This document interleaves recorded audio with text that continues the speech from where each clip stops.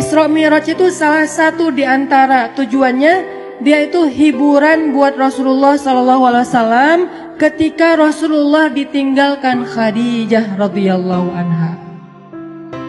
Jadi tahun ketika terjadi Isra Mi'raj dikenal oleh ulama dengan istilah tahun kesedihan.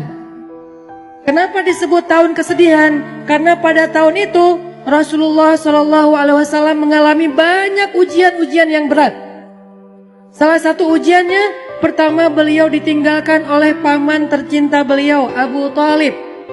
Udah gitu ditinggalkan lagi oleh istrinya yang selama ini banyak sekali berkorban dan mensupport dakwah Nabi, yaitu Khadijah radhiyallahu anha.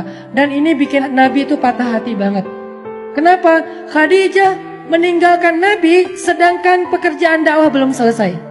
Dakwah di Mekah itu lagi sulit-sulitnya, tetapi Allah membawa pulang Khadijah kepada Allah Subhanahu wa taala, sehingga Nabi merasa benar-benar tahun itu tahun kehilangan.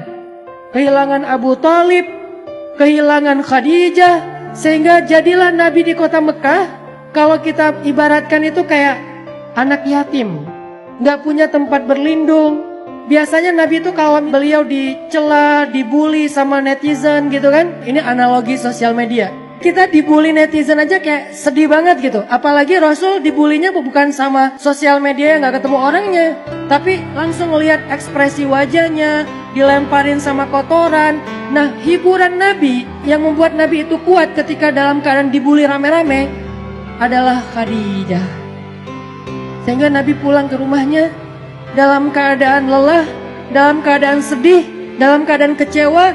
Nabi bilang kepada Khadijah, Khadijah, zammiluni, zammiluni, selimuti aku Khadijah, selimuti aku. Akhirnya Nabi diselimuti oleh Khadijah.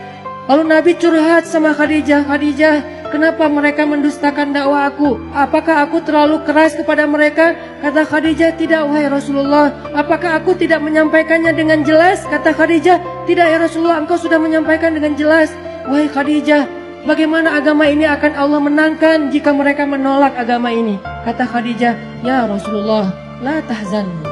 Jangan sedih ya Rasulullah, jangan kecil hati ya Rasulullah, jangan patah semangat ya Rasulullah. Insya Allah, Allah akan memenangkan agama ini suatu saat nanti. Sehingga Nabi jadi semangat lagi.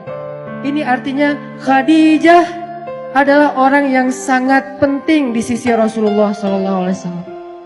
Khadijah adalah orang yang pertama menerima dakwah Nabi ketika satu dunia ini, satu bumi ini menolak dakwah Nabi. Khadijah orang yang pertama sholat di belakang Nabi ketika tidak ada yang mau sholat di belakang Nabi. Tiba-tiba orang yang paling berharga bagi Rasulullah SAW ini kembali kepada Allah Subhanahu wa taala. Sehingga Nabi merasa kehilangan, seolah-olah dunia ini gak punya siapa-siapa lagi. Sedih luar biasa. Abu Thalib pergi, Khadijah pergi. Di tahun yang sama, orang-orang kafir Quraisy merencanakan untuk membunuh Rasulullah SAW. Sehingga Rasul harus lari ke Taif.